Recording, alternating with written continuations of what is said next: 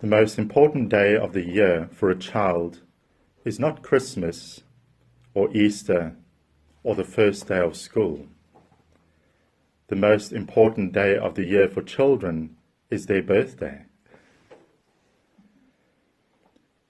It is their own day of the year.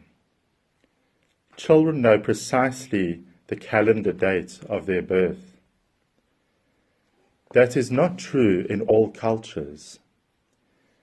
Missionaries to Papua New Guinea found that the natives there kept records by major events rather than calendar dates.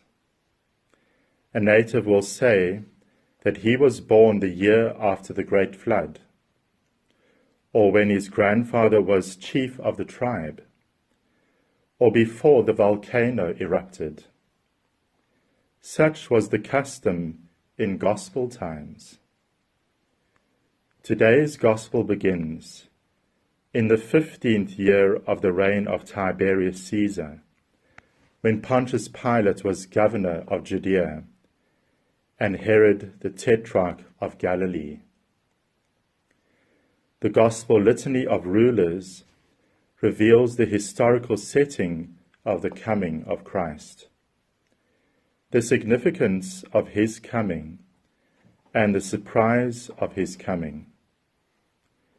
The first reason for this list of names is to verify that the coming of Christ was a true historical event.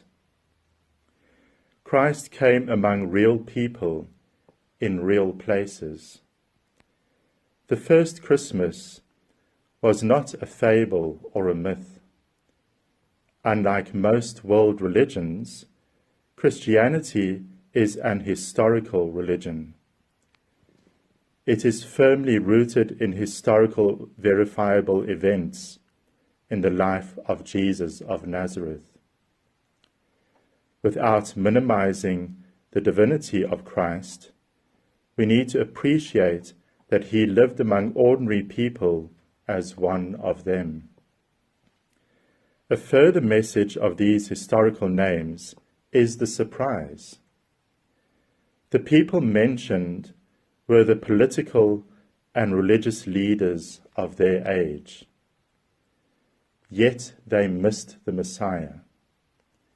These leaders were blind to the most important event of their time and of all history. There is a certain irony here.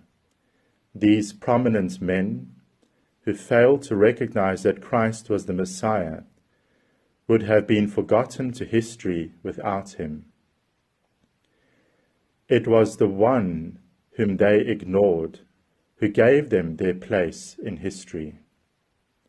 Pilate, Herod, and Caiaphas were major players in their own time.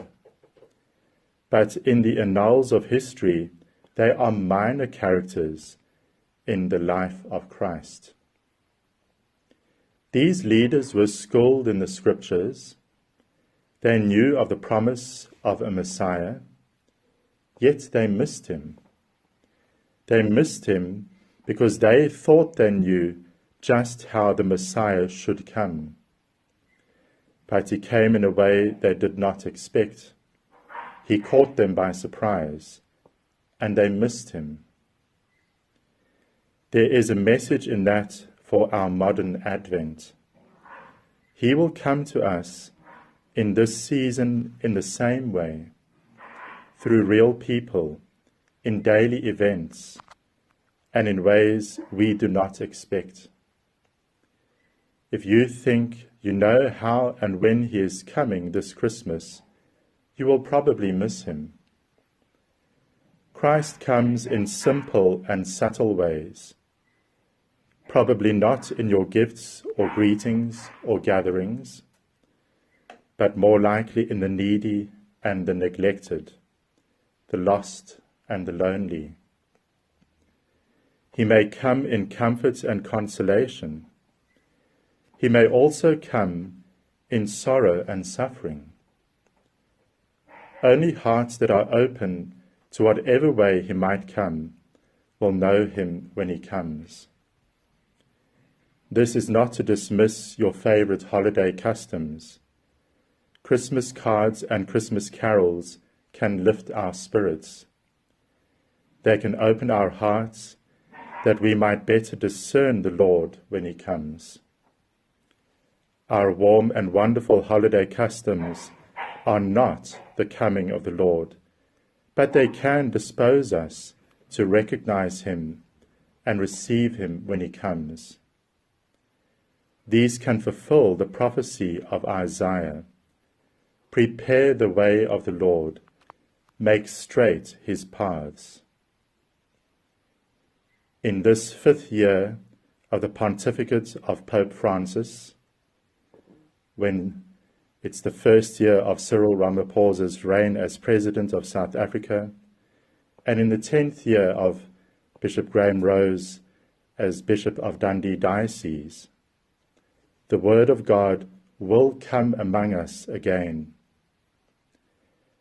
Every valley shall be filled, and every mountain made low, and all shall see the salvation of God.